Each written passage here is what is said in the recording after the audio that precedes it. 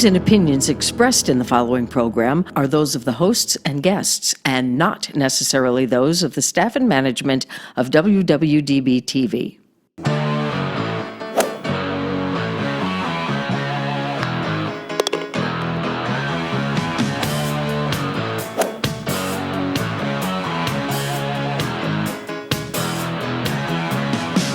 Laying down that big old fairway, don't want no hackers to get in my way.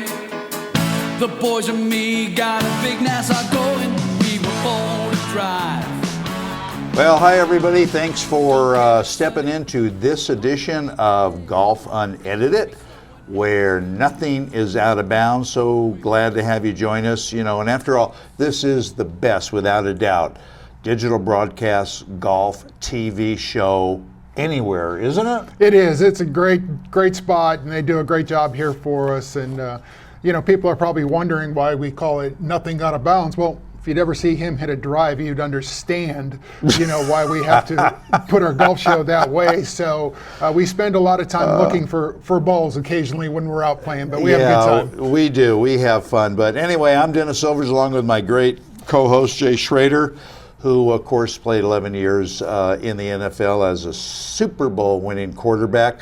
You know, Jay, I was talking with somebody the other day. I don't think a lot of people realize you actually played professional baseball. I did. I was very fortunate. I played two professional sports. I played professional baseball right out of high school, and then made a weird jump and playing minor league baseball for a few years, got back into playing football, and went right from minor league baseball to the NFL. So I was very fortunate. I always tell people I didn't like to work, so I had to find a way to make my games work out, and I was very fortunate and had a great opportunity. I just thought maybe you got tired of being a bat boy for a couple of years. You know what I mean? It's basically, you know, if you saw my baseball career, I would hit it a long way one time, and then for the next 5 or 6 times, I'd just take a left turn and walk back to the dugout. So it was unique, but no, I had a great time. I got to meet some great people, some really close friends of mine that I played minor league baseball with. So I wouldn't trade it. It was a great experience. Yeah, I'm sure it was. And as a reminder, of course, we're being brought to you by Encore Golf, who make couple of really great golf balls that we both love. They're coming out with a new ball. Should have those pretty soon. I kind of teased it on the last show. We're still waiting to get some. So when we do, you will be the first to know about it. Yep. And these are supposed to be really high end. They're supposed to be really high end. I love the Elixir right now. I'm playing that, so I'm waiting to hit the new one. It'll be a lot of fun. It'll be a lot of fun. Anyway, we are excited also to announce that we are going to a 1-hour broadcast, Jay. Yeah, we'll see how many people can put up with us for that long. Yeah. But you know, we're excited about that. We've got some great guests coming up, including today's guest. But we're excited to be out here and to bring you that content. Just a local note before we step away for our first break. Jay and I were out for dinner in Fremont Street Experience, which is downtown Las Vegas, for those of you that are not familiar. And he was meeting an old, I should say, Army buddy. He was a Marine buddy. A Marine, went to high school, all the way back. We've known each other since we were 10 years old. So. But anyway, we were waiting for him. He was going to be a couple of minutes late, and we got invited over to a table by really a lovely couple. Yeah. And at first we were a little hesitant. Come on over, have a drink while you're waiting for your friends. So we did. We did, and you know, it was Parker and Donna, thank you very much. Yeah. Parker has spent 13 years in the Army, and so we appreciate his service. All they did, they were a fantastic couple. It was great. Unreal. We ended up having our entire dinner with them. They were done. They stayed there. We chatted. We were there, a couple hours with them. So good couple of hours, yeah. Good couple hours, and it was just great. And very thankful for them for inviting us over to have that first drink, and turned into a wonderful evening. Yeah, it did, in more ways than one. And he was Parker was very generous. And yes, he was. So we owe him, and they're going to come back to Vegas. So we're going to take him out and give him the red carpet. And when everything fully opens up, and it's going to be soon. Our governor's coming on, and it looks like around June 4th, the casinos and everything will start opening up. So Vegas is getting back into business. So we're looking forward to that. It'll be exciting. Totally. And another new segment at the end of the show. We've got a new segment called Gridiron versus Green. Gridiron versus Green. We're going to do like a point counterpoint with 2 or 3 timely topics, I yep. think, and see what you guys think about. And you always could get a hold of us through the station's website. Ours is still being worked on, but I promise you it's going to be up and running. We're going to get there. We're going to get there. All right, we're going to step away, take a break. We come back. We have just a wonderful, wonderful guest in store for you. Somebody, and you know, if you're in the golf world at all, whether you living under a rock or on another planet, you've heard of this guy, right? You've heard of this guy, or you've played his golf courses. You know who he is. You know who he is. So stay with us. Jay and I are going to be back with you right after this.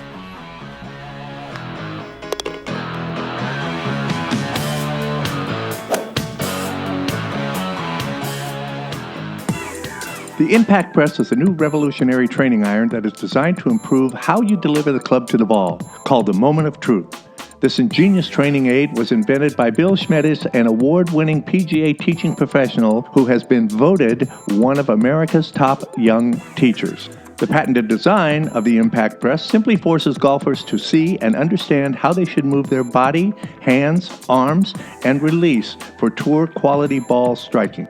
Another great thing about the Impact Press is that it can be used both inside and outside or away from the ball to improve motor pattern, providing the feedback needed to take your game to the next level. The Impact Press is for all ages and abilities who are looking to vastly improve both body and club movement at impact.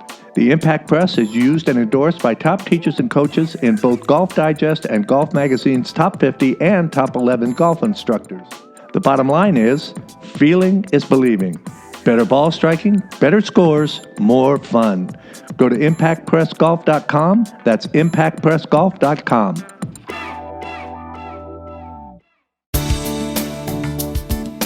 Dr. Christopher Choi has long been recognized as one of the top concierge doctors in Las Vegas.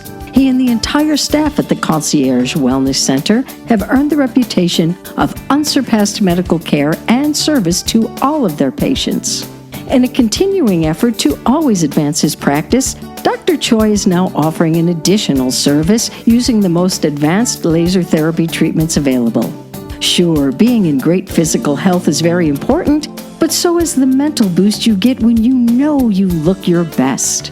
Whether you want to lose those wrinkles, diminish acne scars, decrease pigmentation, are in need of skin tightening or permanent fat reduction, here's the answer. No matter what procedure suits you best, you have peace of mind knowing there is no actual surgery and no downtime. You just get results with these amazing laser treatments. You might wonder if it hurts. The answer is no. All you feel is a slight tingly feeling when having the procedure. Now is the time to go for it. You'll love the results you'll get. Call Concierge Wellness Center at 702-463-8080. Again, that's 702-463-8080. You'll be glad you did.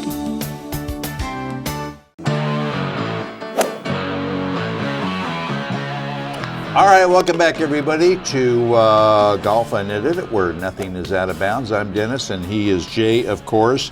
And right now, let's bring on our very, very, well, he's iconic in the game of golf, isn't he? No question. Jay? No question. Everybody knows about him, knows about his playing career, number one, but the things that he's done building and being the architect of so many of the great courses around. It's a pleasure to have him on our show. Yeah, it is. Let me tell everybody a little bit about Tom Weiskopf. I tell you, these teeth, I got to get these new teeth adjusted.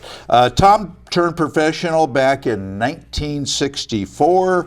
Tom, of course, played on both the PGA Tour and the PGA Tour Champions, amassing 28 professional wins, 16 on the PGA Tour, which includes, of course, the 1973 Open Championship. Tom has victories on the PGA Tour Champions as well, which includes a senior major. Yep. I think it was the Senior U.S. Open, if I'm not mistaken, but We'll Tom find out. Tom could correct me with that. After leaving professional golf, Tom, of course, got into the golf course design business on his own after working with Jay Morrish, and both of them did a couple of really spectacular golf courses. Some of the designs of courses Tom has designed include, just a fraction here, both courses at Troon North, Loch Lomond in Scotland, which is a wonderful facility. Forest Highlands in Flagstaff, did both courses there, if I'm not mistaken. The Olympic Club in San Francisco as well. The Rim Club in Payson, Arizona, which I think Phil Mickelson still has bought, and I think still owns, but we'll ask Tom about that. And Silverleaf Club in Scottsdale, Arizona, which is absolutely fabulous. I've had the pleasure of playing there. Tom has also worked as a golf analyst for CBS Sports and ABC Sports and ESPN on coverage of the Open Championship, of course, and just a phenomenal career, straddling both areas. He's coming from a beautiful place this morning, so let's welcome in Tom. Tom from Sedona, how is things there today? Dennis and Jay, I've never felt better. It's a beautiful day. It's going to be warm, but we're in Sedona, Arizona, up at a golf course that I did called Seven Canyons. Great, awesome. Some friends.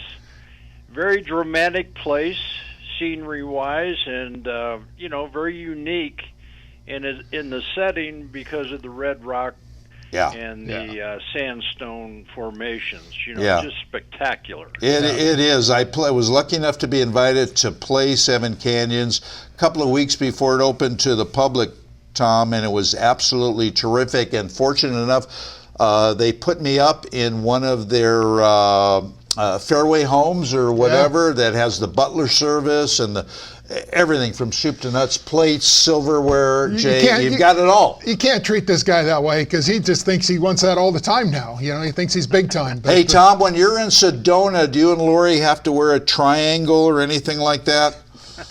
No, about the vortex, I don't know. They don't seem to. That mystic experience has avoided me so far. Well, good.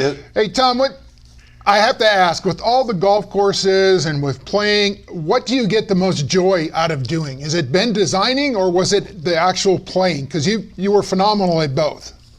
I'd say the teeter-totter is balanced with both, When you compete professionally, as you well know, Jay, you're at the top level of competition all the time, and you have to perform, and you have your good days and your great moments, and it goes day to day, or week to week, depending on, the competition. But I think the thing that I enjoy most about designing is the fact that now I played an individual sport, obviously, and now you're part of a team, and you find out very quickly that nobody has all the answers. And you're responsible for somebody else's money, and you try to design something that hopefully at the end of the day, after it's played by people, you get compliments, and not controversy. I had enough of that when I was a player. I think we all do. I get your point, because there's nothing that beats competition. I mean, that's the great thing about golf. We can compete at it forever, and going out there and testing your skills. But I also look at, a guy like Tom, to take that blank canvas and turn it into some of the most beautiful places around is phenomenal. It's extraordinary. It's been great. Tom, given the power that's so prevalent in the game today, if you started your design career, say yesterday, what would you do differently, if anything, to offset the power that these guys exhibit and how far they drive the golf ball and just really make mincemeat of a lot of regular courses? Well, you can't overcome talent and ability, and that's what they have today. They're more athletic than we were. You know, they're better trained than we were, and they're more technical. And because of the equipment that they play with, they're able to hit the ball prodigious distances. You know, right. But still, if there's one thing that I've learned in design, and that I did the TPC at Scottsdale where they play the waste management, right. you know, and then Beautiful we course. redesigned it because the equipment made the golf course, it outdated it. Yeah. And the bunkering was set up at about the 270 to 280 yard distance. Well, when I got these statistics and we went into redesigning Scottsdale, and then I went on to redesign the North Course at Torrey Pines, I had the luxury of looking at ShotLink. And what ShotLink told me was the average drive was 292 yards on tour, average. Yeah, so that means they're carrying the ball 285 to 300 Yeah. on the long scale. But still, the one thing that I've changed, I wish I knew this statistic that I was given 20 years ago. I've done 72 golf courses around the world. And a friend of mine, Terry Buchan, one of the best agronomists in the country, chooses a lot of my grasses for these courses that I do.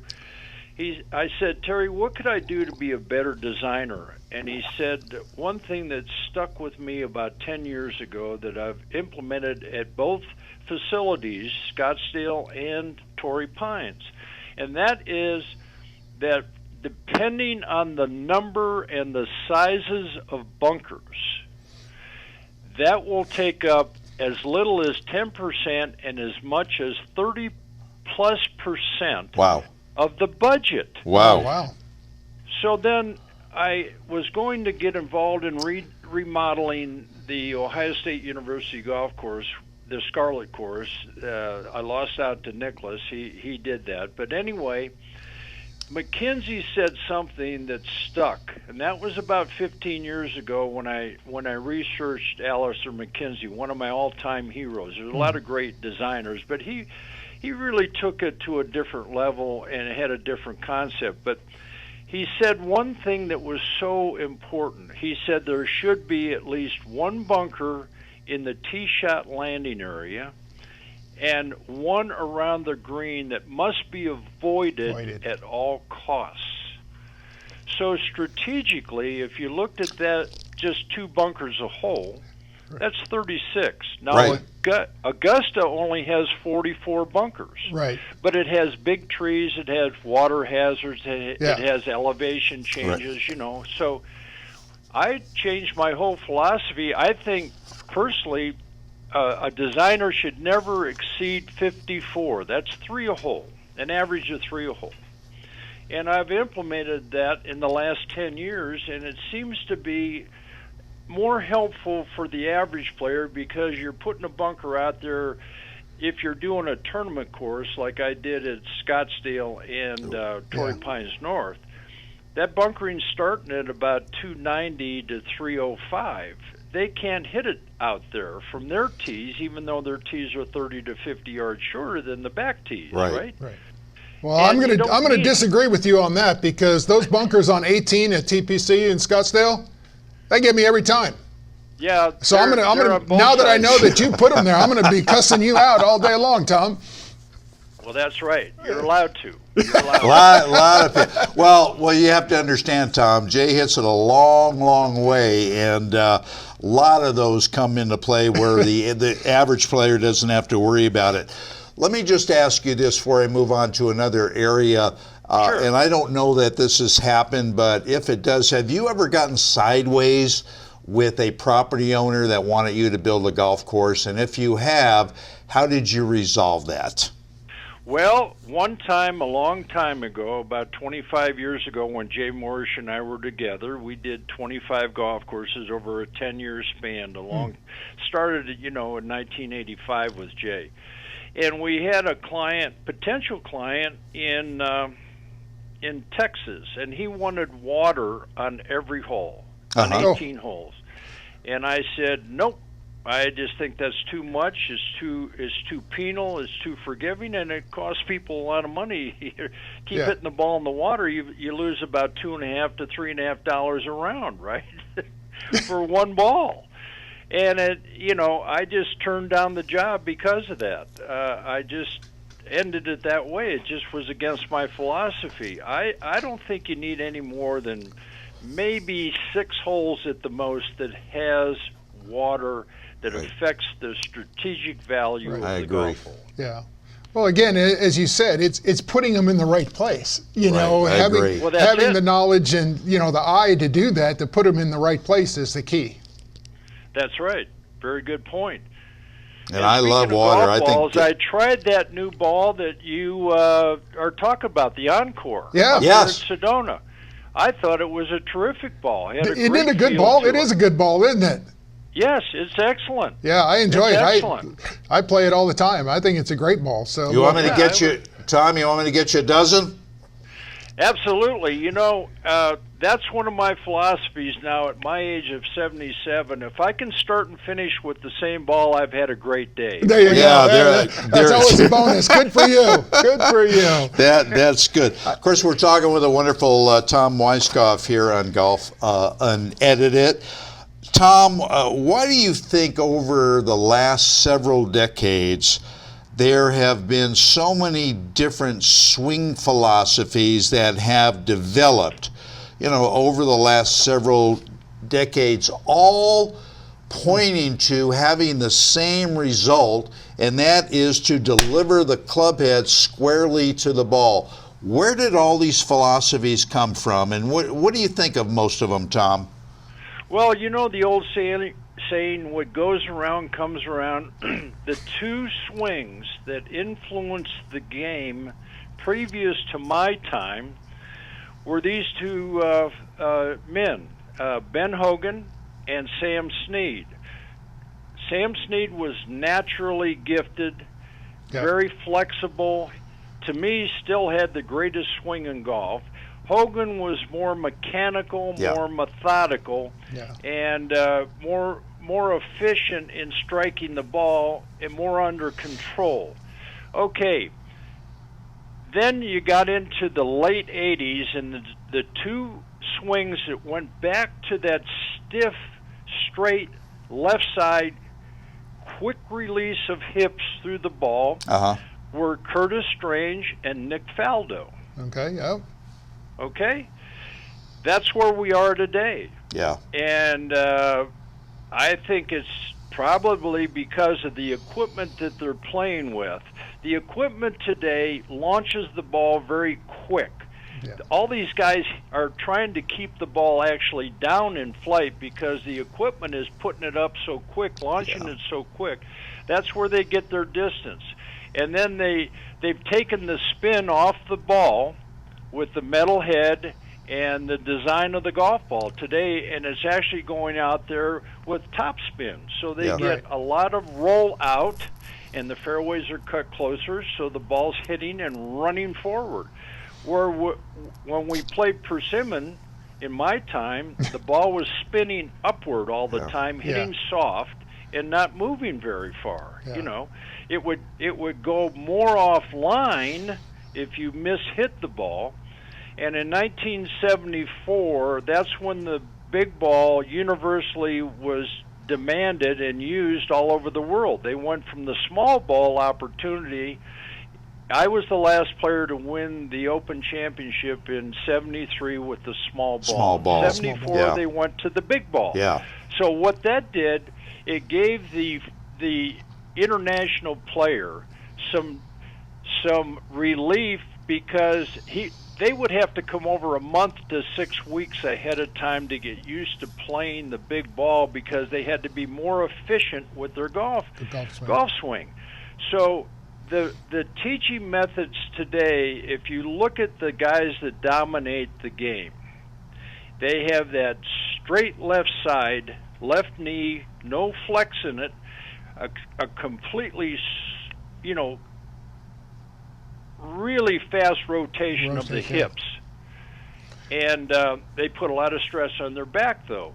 But, that's the old Hogan and Snead. Those were the two best strikers of the golf ball I ever saw in my life. Well, that is a huge compliment. Before we take our first break, Tom, sure, and I want to get Jay's slant on this as well. Today's golfer has a bunch of golf instructors to choose from. Right. They have golf magazines. They have golf books. They have DVDs. They have online lessons, etc., etc., etc. So, Tom, can you tell me why the hell golfers aren't getting any better today? Well, I think, look at this statistic, and I designed to this statistic. There are 26 million golfers in the United States by definition of the National Golf Foundation. Okay? 26 million. 92% do not break 90. 65% of the 92% do not break 100. That leaves 7.5% that can break 90 but can't break 80, and 0.5%, assuming we all play by the rules, can break 80. Right. By definition, it's a very hard game. Yeah. You cannot buy a game with a golf club or a set of clubs. You have to put some time and effort into it. Right. It's the hardest game to basically play, I think, of all the sports I've played.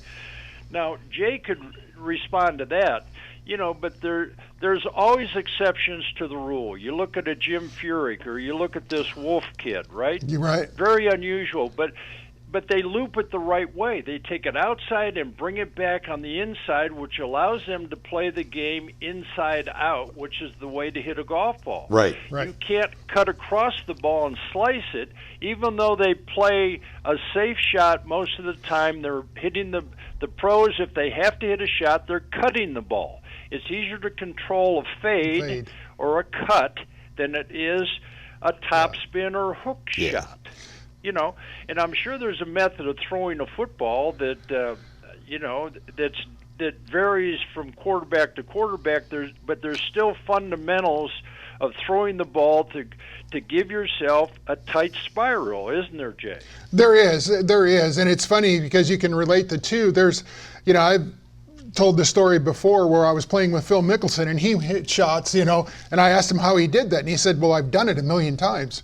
And he says, "How many footballs have you thrown?" And I go, "Oh, good point." Yeah. So it's what you practice, but as you said, the technique. I look back, Lee Trevino, Furyk, Wolf, all these guys that have, Bryson DeChambeau, they all have different swings, but the thing is they repeat it. Yep. They repeat That's it. There's 100 guys out in the NFL that throw the ball a different way, but they repeat it. And they get to the point where they know where it is, where it's going, and all that. Yeah, they know their fundamentals, right? Right. They execute daily their fundamentals. Yeah. They know how to correct themselves after a period of time. Probably takes 5 to 10 years to understand your golf swing, and then they can make adjustments in the round where the average guy can't. Yeah. They get so confused. They think, but there's never a better time, I feel, to play this game because of the rescue clubs that are available, the wedge game, the putters. Everything's a better piece of equipment to play this game. Never a better time. No question. Question. And I can guarantee you from my own self-experience, we may think we know what we're doing when we make corrections, but we overcorrect. We always go too far. We always think it's, hey, if I turn my grip a little stronger, a little weaker, and we always overdo it. And then we get to playing mind games. And then you pay for it. All right, tell you what, we're going to step away again, take another break, and we come back. We'll finish up with our great interview with a great guy, Tom Weiskopf. So we'll be back shortly after this, and I'm trying to get in a joke here, but I just kind of blew the line. I was today with Dennis and Mr. Fumble here talking about football. Anyway, stay with us. We're back with you right after this. Playing down that big old fairway. Don't want no hackers to get in my way. The boys and me got a big NASA. Do you suffer from projectile dysfunction? Slice shots, short shots, hook shots, flu shots? You've lost your touch, and you're losing your mind. All because you're using overpriced and overhyped balls with outdated technology. Like the balls your dad plays with. Well, quit playing with your dad's balls and start playing with Encore's balls. At Encore, we bring innovation to the golf ball, from core to cover. Our balls caused the USGA to actually rewrite the rules on golf ball construction. Psh, no big deal. It's a big deal. And because we're direct to consumer, we've cut out the middleman and passed the savings on to you. Hey, I'm the middleman, and boy, do I have a... Pay a fraction of the price for twice the performance. We're a no-brainer, but for like people with brains. More distance off the tee mean your drives go farther. Check. More accuracy in the air mean your balls fly straighter. Double check. More durability means even you won't believe how long your balls last. Hey babe! Still going.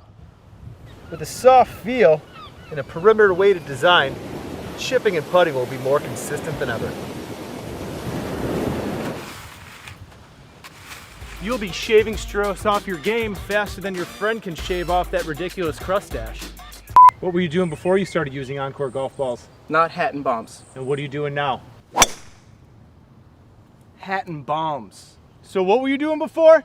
Soaking. And what are you doing now?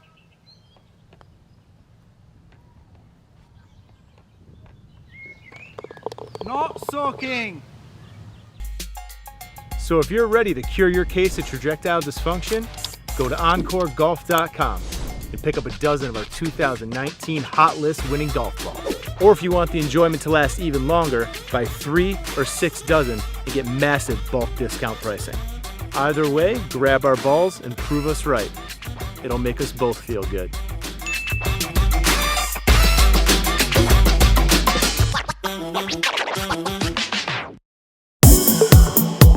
If you're like me, you always want to look your best, either at work or going out with family or friends, and a big part of that starts with how your clothes look. Don't stay dissatisfied with cleaners that have too much starch or not enough, or don't replace those loose buttons.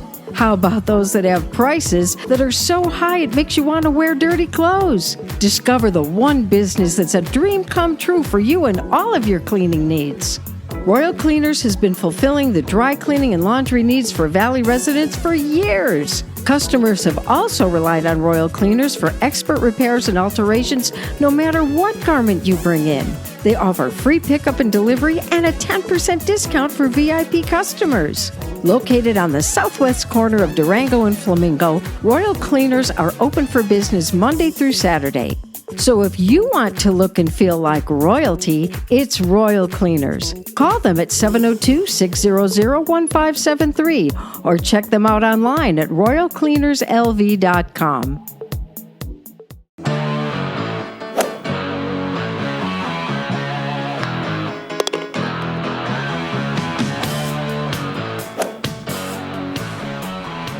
Hi, welcome back. Thanks for joining us on another part of Golf Unedited. I'm Dennis. He's Jay. We're having a great conversation with a great guy, the wonderful, fabulous Mr. Tom Weiskopf. Tom, lots of people, as you know, think that winning a major championship for some reason is a lot harder than winning a regular tour event. I personally don't buy into that, but why do you think that is? Because obviously you have done both. Well, I think today the competition is so vast out there. You know, in my time, let's go back the 20 years I played. From this is just my opinion, though, from 1985 to, 65 to 85 when I played, you worried about a couple dozen guys. Now, there's probably 50 to 75 players that are capable of winning at any time on any golf course. That's Right. how good the competition is.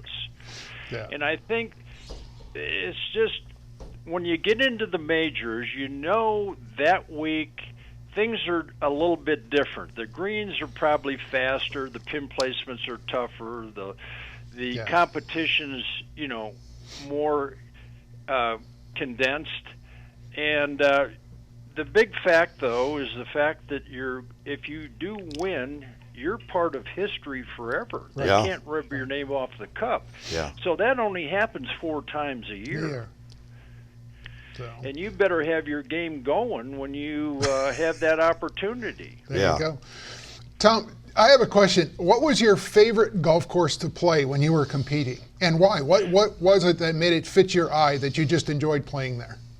Well, I just thought Augusta was the greatest competitive championship of all the majors because it was free off the tee. It rewarded shot making. It put a high premium on risk reward continuously from the first hole to the 18th hole. And, you know, it just seems to be that way. You know the history of it. Everybody, even before they even have a chance to play at Augusta, they know what's happened in the past. Yeah. When you get on those holes, you're reminded of that for some reason. You know, it just was such a great risk reward, tee shot, second shot, and decision-making golf course that I've ever played because it didn't have a lot of rough. It wasn't. You felt relaxed when you played it. Good point. You had freedom. I had the opportunity to play there, and I don't think the average person understands the undulation in that golf course. There's a lot of up and down. Unbelievable. And side hill and everything else. I mean, you've got to be dialed in when you play there. That's right. It's unbelievable. I will confess that's the one and only place I have putted a ball into the water. Oh, shit. I was on top of number 12, and You're you know, not of course, and I didn't listen to the caddy and have him tell me that it was really fast. So I just watched it roll right into the water. So that was kind of fun. You're not alone, Tom. I think you had a couple of second place finishes there, if I'm not mistaken. 4 of them. Oh, 4 of them. I beg your pardon. Yeah, 4 of them. Yeah, I finished second to George Archer by a stroke, Nicklaus in 75, Johnny Miller and I by a stroke, Gary Player by 2 strokes, and gosh, I can't remember who the 4th guy was, but probably was Nicklaus. But well, obviously the guys that beat you weren't any good. I mean, come on. I mean, let's throw out some names there. Jeez. So, it's not as if he said I got beat up by Nancy Lopez or something like that. Yeah, you know. That Nicklaus guy and those guys were pretty good. They were pretty good. Tom, I can't imagine this has happened to you very many times, if at all, over your career. But when you were playing and all of a sudden your game started going south, what in the world did you do to keep it together to get it into the clubhouse? Well, I developed after, you know, about 6 or 8 years out there. I had a hard time hitting the ball left to right, and I learned how to do that. And that was a go-to shot off the tee. And then, you know, basically I had probably 2 of my faults were, I had many faults, but I mean, my alignment would get off. I had a tendency to line up too much to the right of the target, and I had a tendency of swinging too fast and loading the club at the top. It kind of bounced. You know, I got the club past parallel at the top, so I just tried to slow down, you know. Yeah. And sometimes when things weren't going that well with a driver, you know, I'd take my 3-wood out. You know, it's just a game of constant adjustments, you know. And there is some time, if every player can look back, there is one shot that turns your round around one way or the other, good or bad. Yes. And sometimes you have to take a chance and just force force yourself to take a shot at the pin when it's a tough shot, and if you hit a good shot, it gives you confidence, momentum. Sports, professional sports, are all about confidence and momentum during a round or during a game, right, Jay? Yeah, they are, no question about it. Yeah. When you're in that spot, is that something that you relied on your caddy to help you with, with your alignment and, talking you through those things, or was that just something you ended up doing on your own? Well, I think I did a lot of that on my own, but, we didn't utilize the caddies as much as these guys today. My gosh, they had these yardage books that were that didn't come out until about the 80s, these yardage books, and they refer to which way the putt breaks now. You know, I think they need to do away with that one myself. Yeah, when they're 150 yards out and they want to hit it in a certain spot because it breaks down towards a hole, I guess. Yeah, right. Yeah, anyway, I mean they are that precise. Tom, let me ask you. A caddy can be a great help to an individual. No doubt about it. No doubt about it. Back when you were on tour, though, and even a little bit before, they did not have conditioning trailers. They didn't have these club trailers out there changing shafts out every 2 minutes or heads out, this and that and the other. It was a different kind of world. Why were these guys, Tom, still able to play great golf? Well, I think they were prepared. They probably spent more time learning the golf courses and the nuances and there's an old saying, the more you play a course, the more you gain knowledge of it. I think we probably spent more time in our practice rounds really concentrating on it, and we had a lot more help. I think in watching players play it during practice rounds, I always tried to play with Snead and Hogan and the best players in the game, Nice. and watch how they played these golf holes. And I wish we would have had those fitness trailers. I wish that would have been evident there. And I don't know, that's all we knew. I played with 2 sets of clubs in my in my 20 years of playing on tour. I never changed clubs. That was my set. That's what I played with, and I just hope I didn't crack the neck of a persimmon driver. Yeah. There you go. Wood, I have to ask you a question because everybody's got their favorite club. That there's their go-to. I remember, Tom Watson and that 3-wood he carried forever. Freddie Couples had a 3-wood that he wouldn't trade out. What was your go-to club? What was the club that you went to that you just knew was going to get you on the path to getting back in a tournament? Well, I really thought I hit my 1-iron as good as anybody. Nobody hits a 1-iron. Well, they don't anymore, but, I could get it out there about 225 to 235. So, I could put it in the fairway. I could lay up, on a par 5 and put myself into wedge position. I could take trouble out of play with that 1-iron. I didn't use it all the time, but I was a good long iron, middle iron player. Better, so I was confident about that. I didn't change putters. I had 2 putters my whole career. I had an old Tommy Armour Silver Scott putter and a bullseye, and I just didn't switch very often. I played the bullseye my first 7 years on tour, and then I found this. Arnold Palmer gave me this Tommy Armour putter, and I putted with it the remainder of my career. I just thought I just think these guys have too much access. It becomes too confusing, and they're too. I've watched them when I announced, and I'd watch them in their practice rounds, and they had their swing coaches with them and stuff like that. It's an individual game. Yeah. It's a game that you have to know your game and how to you fit your game to that particular hole. Jack Nicklaus did it better than anybody else, and Tiger Woods is the next best I ever saw. Yeah. They knew how to play that particular hole under those conditions, regardless of their position in the golf tournament. They played the percentage game most of the time. Took their chances when they had to, but most of the time they were very conservative players, basically. Even with the power they possessed and the touch that they had. Yeah. Yeah. Very true. Well, the bottom line in all that too is, but you guys also hit shots the two of us could never even imagine. No. Coming. You guys pulled those shots off. So. Yeah. Well, again, they had to. They knew how to do it. They practiced a whole heck of a lot, and it obviously paid off for them.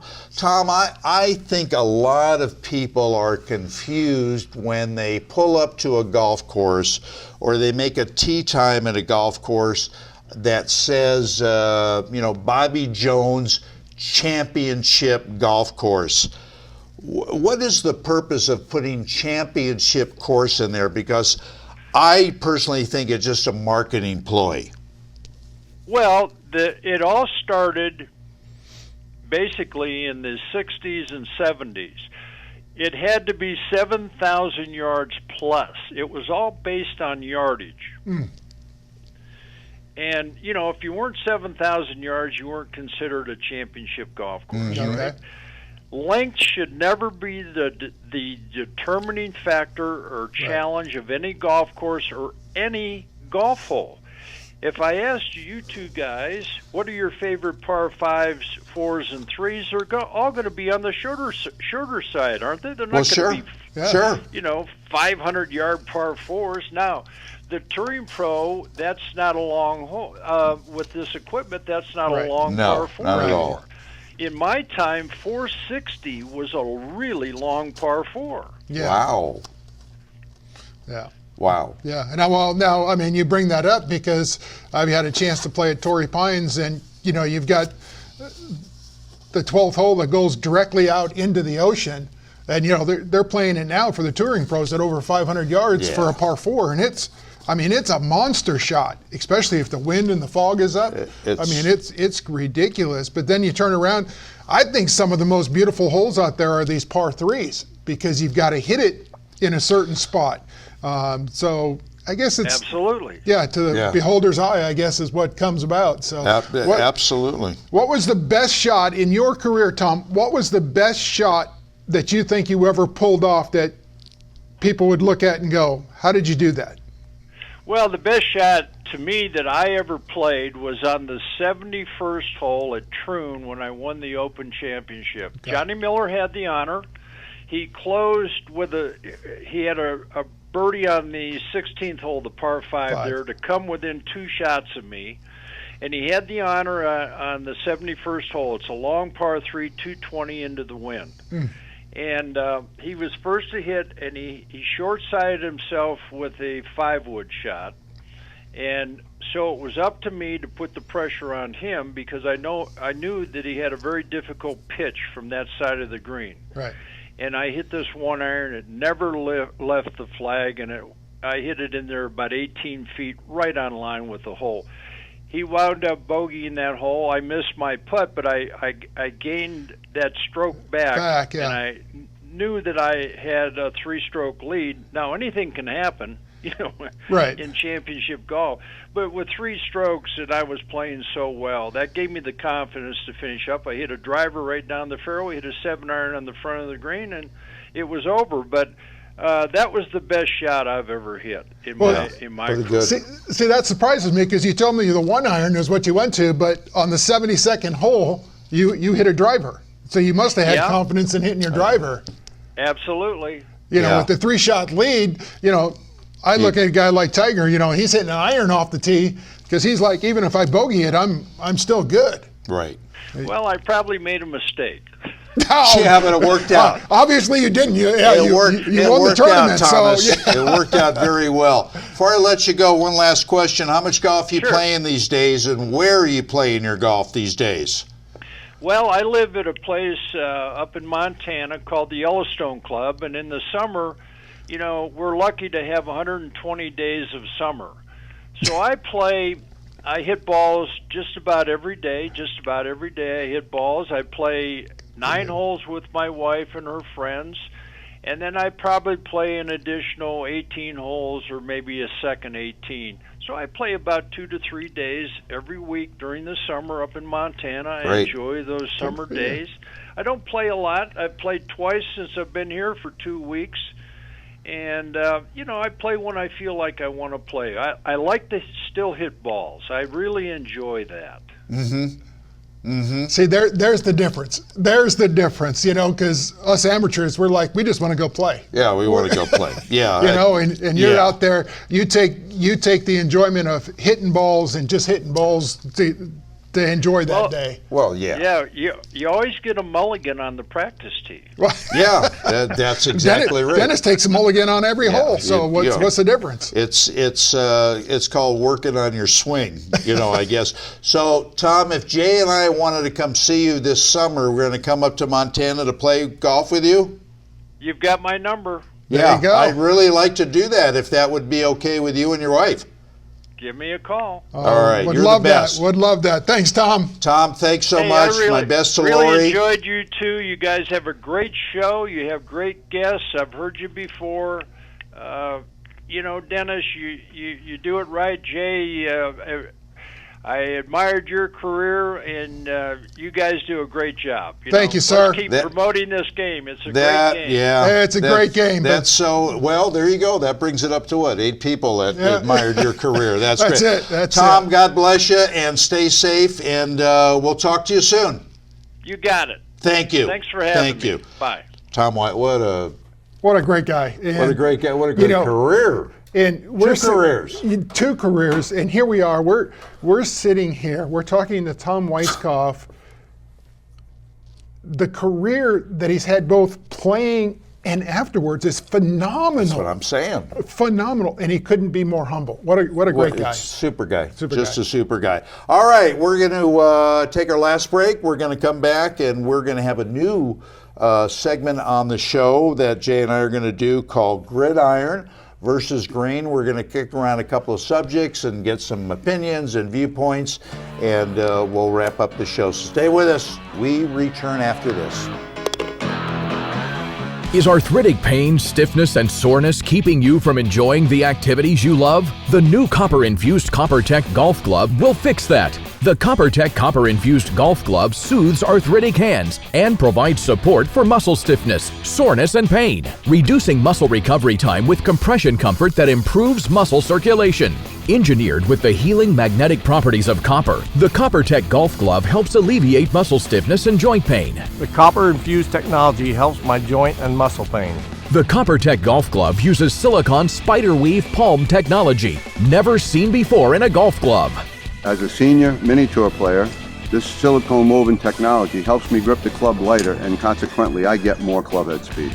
The silicone palm grips great and outlasts anything else I've ever used.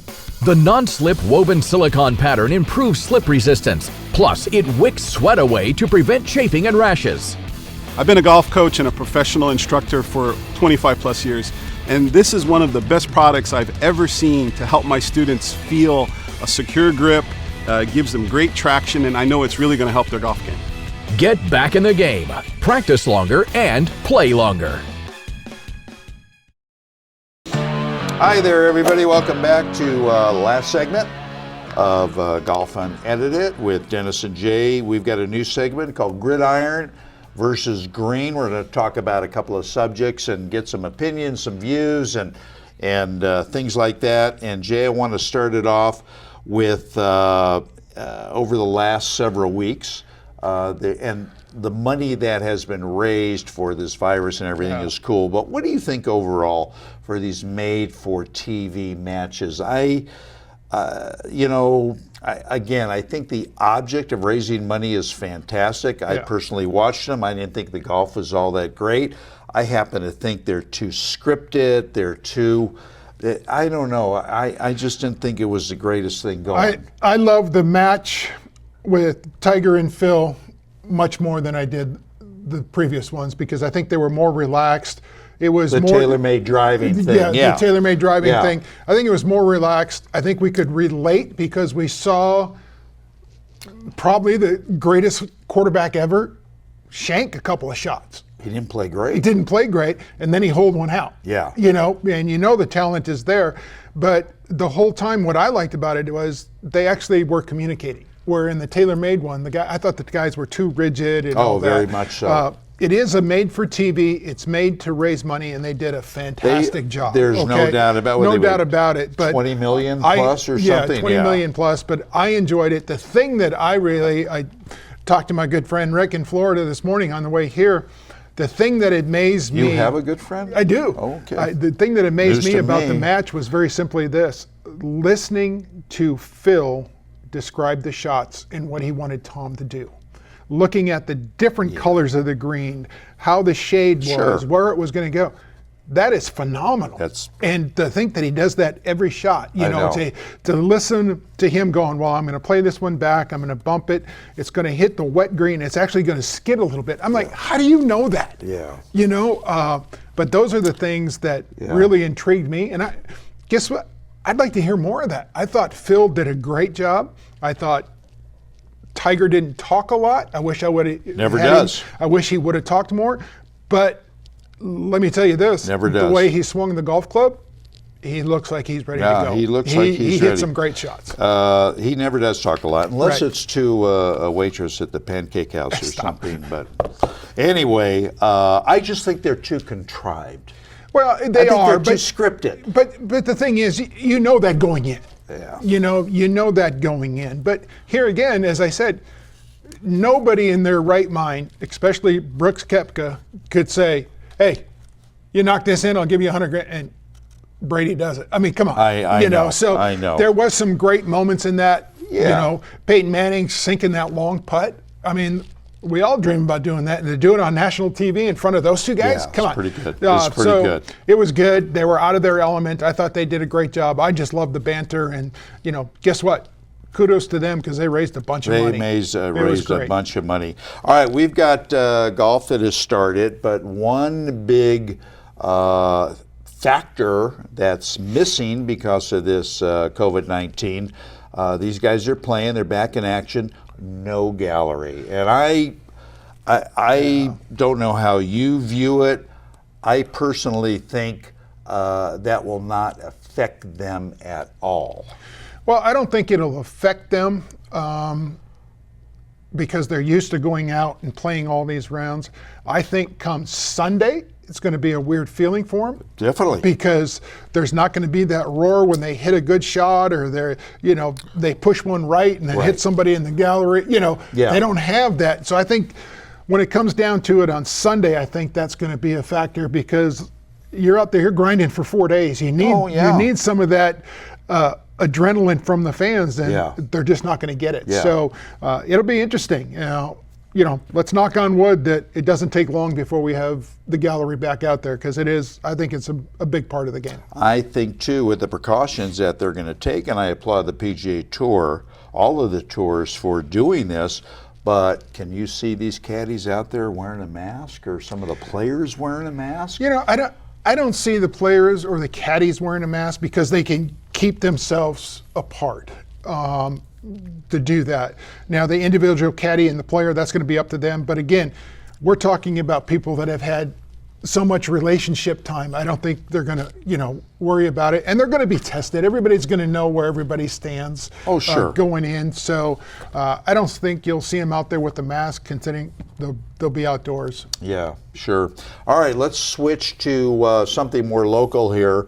Our governor, Steve Sisolak, is making an announcement, and everybody's hopeful that he's going to open phase 2 in Las Vegas to kickstart some more businesses, talk about the casinos opening a little bit more, and all I can say is everybody's hopeful.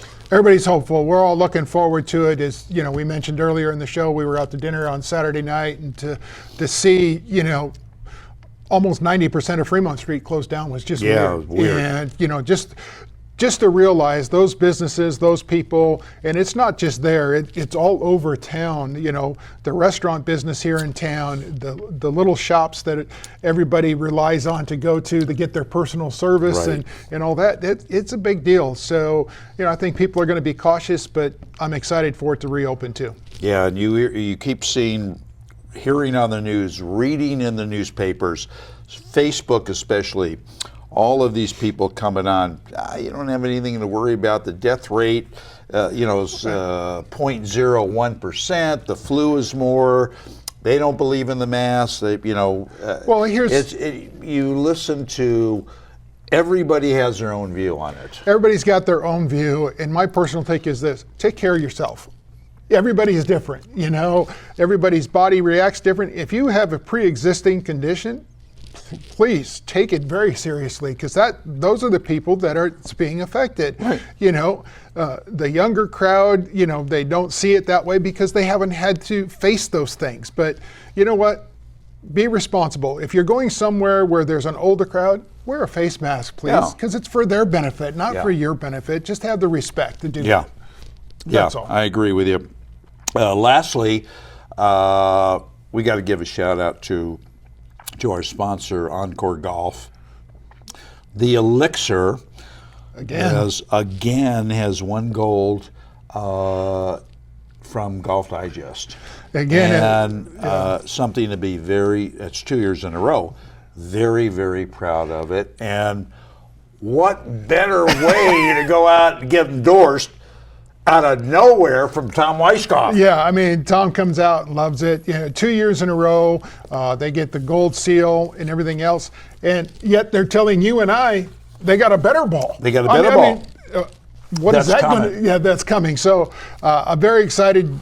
Congratulate to Encore for doing that. As I said, I love the ball. I play it. You know that. You're out there watching me hit that thing around all the time. But I love it. I think it's a great ball. So kudos to them for doing that. Yeah, absolutely. No, it's a great company anyway. We appreciate their support. All right, I think that's going to wrap it up. Close it for this edition of Golf Unedited, where nothing is out of bounds. He's Jay, I'm Dennis. Thanks for tuning in, and we're going to be looking for you again next week with another great show. So take care. We'll see you soon. Bye. That bummy can't even get it past the latest tees. Look at these greens. Ain't nothing